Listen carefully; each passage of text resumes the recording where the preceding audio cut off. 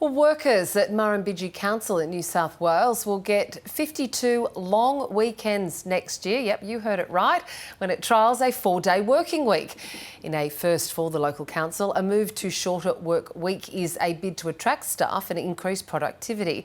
John Scarce is the council's general manager and joins me now. Good afternoon to you, John. Good afternoon. Now, can you take me through how this all came about, the trial of a 4-day week? It was probably a couple of years ago that we sat with the elected representatives and we looked at a whole range of ways that we could avoid a special rate variation.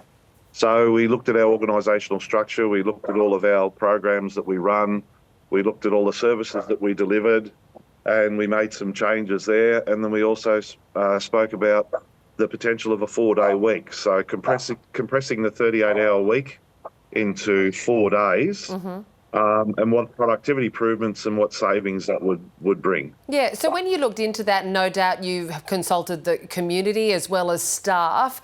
What was the feedback that you were getting?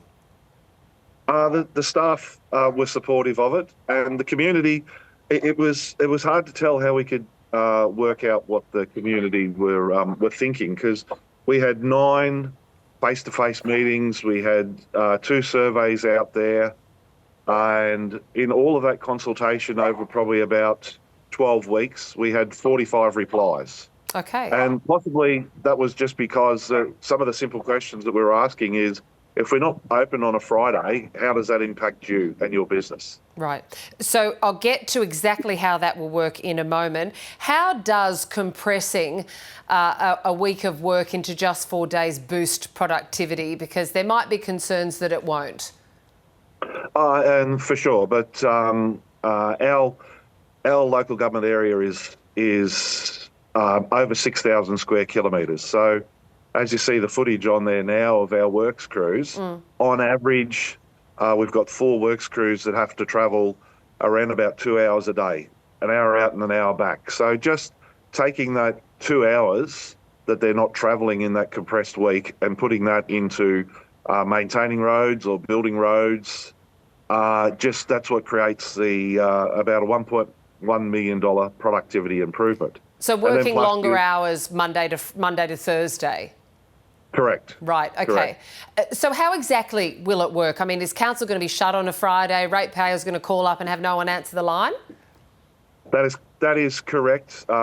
Friday will just be a Saturday or a Sunday. So all of our all of our services will still be on call.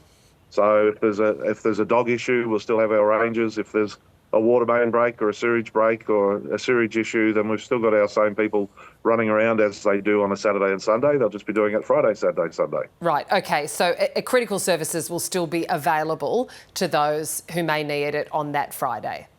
That's correct. Okay. So what we're avoiding is that because we have a 9-day fortnight at the moment, is that somebody might come in and want to speak to somebody at the building team, but they're on a rostered day off. Yeah.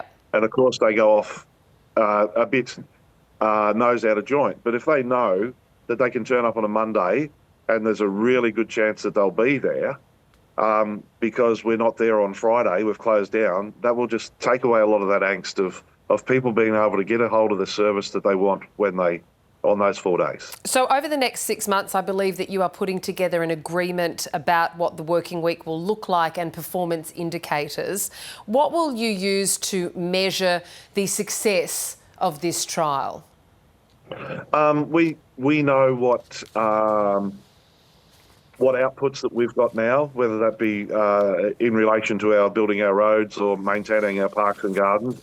So we'll be able to put some easy metrics around that to see, have we increased productivity? Have we done more within those hours than we were doing previously for the same hours? So that's going to be a simple measure, and then we'll also measure the tangibles, our diesel costs, all our fuel costs, electricity costs, and all those sort of things, and compare them to the previous year as well. Okay. Just finally, John, I mean, what do you say to ratepayers who most would presumably working 5 days a week, say this is just council slacking off? Well, we're just trying to ensure that we're not going to them with our hand out for more money. We've set a sight not to ask for a special rate variation.